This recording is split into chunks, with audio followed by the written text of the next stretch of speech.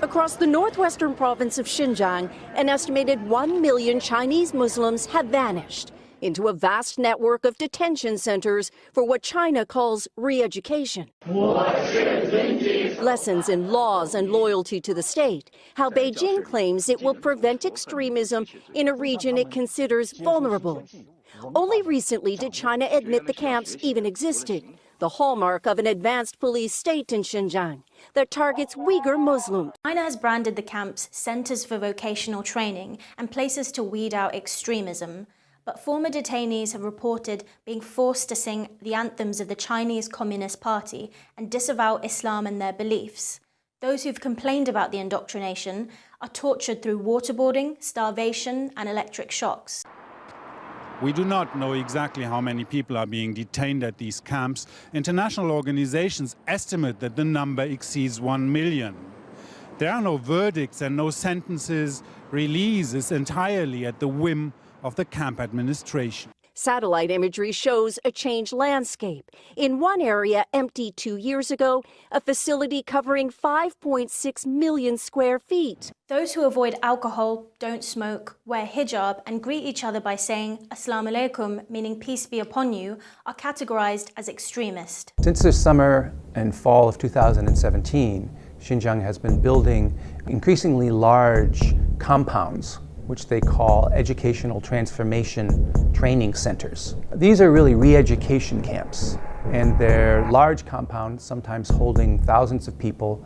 They're surrounded by high walls with razor wire. They have guard towers, and they actually seem to be being used to detain anywhere between a few 100,000 and maybe 1 million Uyghurs. According to the New York Times, part of the surveillance effort is to collect biometric data such as iris scans, fingerprints, voice scans, and DNA. This piece of paper was sent to everyone. People had to fill it out. They asked things like, if you are Uyghur, if you have a job, if you have a passport, if you pray.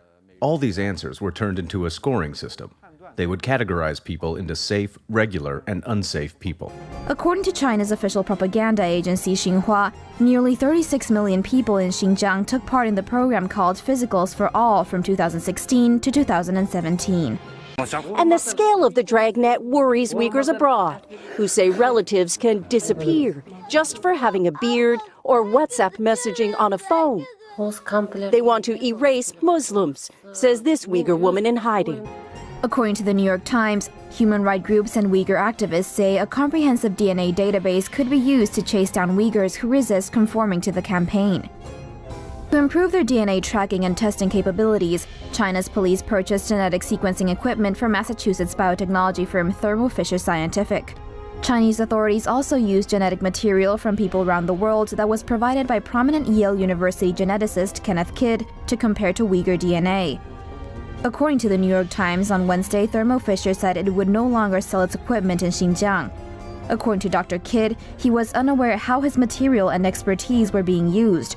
He said he thought Chinese scientists were acting within scientific norms that require informed consent by DNA donors. Just saying the wrong word or expressing your religious beliefs can lead to detention. For many inmates, the only hope of release comes from Amnesty's efforts on their behalf. We had to sing for hours. Songs like, without the Communist Party, there would be no new China. Or songs praising Mao Zedong. And we were forced to repeat slogans about the greatness of President Xi Jinping and what a great place China is to live in.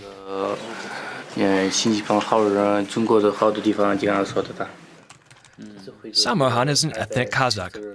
He was born in China, where large numbers of Kazakhs have disappeared into camps, along with Uyghurs and members of other Muslim ethnic minorities.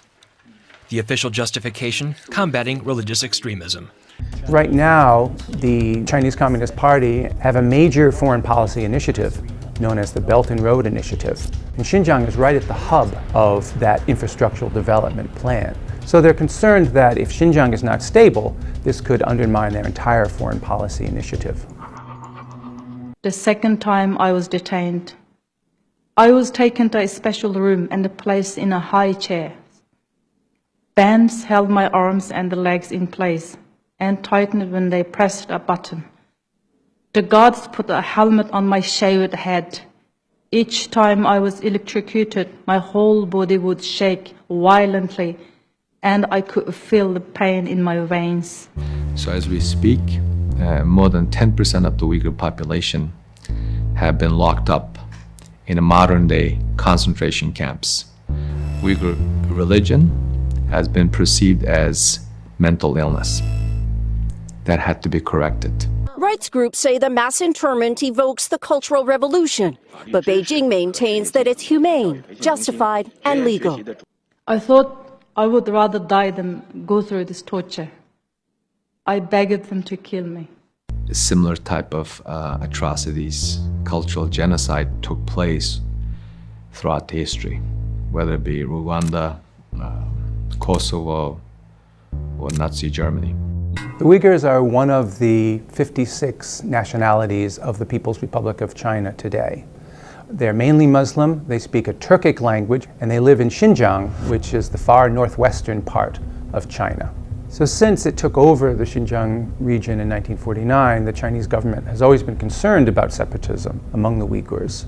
Uyghurs have long held economic grievances with the state for distributing jobs in the region to majority ethnically Han Chinese, and see Xinjiang as an occupied resource-rich area, much like Tibet. Inside Tibet, since 2008, the situation has become very, very critical.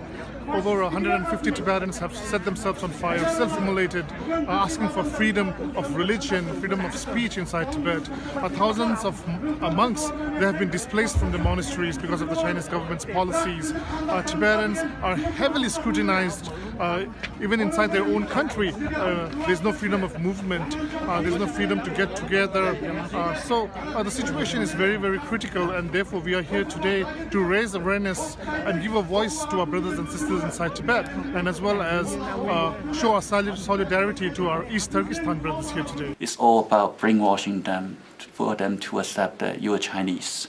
You have to accept that this national unity exercise to make you feel that you are part of the nation. You don't need to keep your own ethnic identity. It's just really like an ethnic cleansing practice.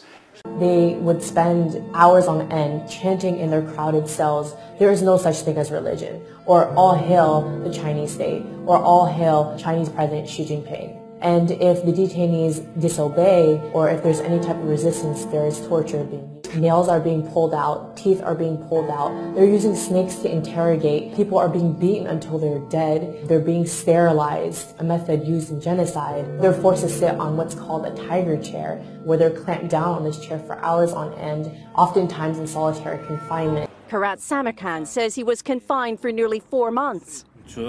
They brainwash us, he says. No one is there by choice. He says they were punished for speaking and forced into restraint devices and stress positions for hours. At present, China is targeting Uyghur Muslims who travel and have contact outside of China, citing a crackdown on terrorism.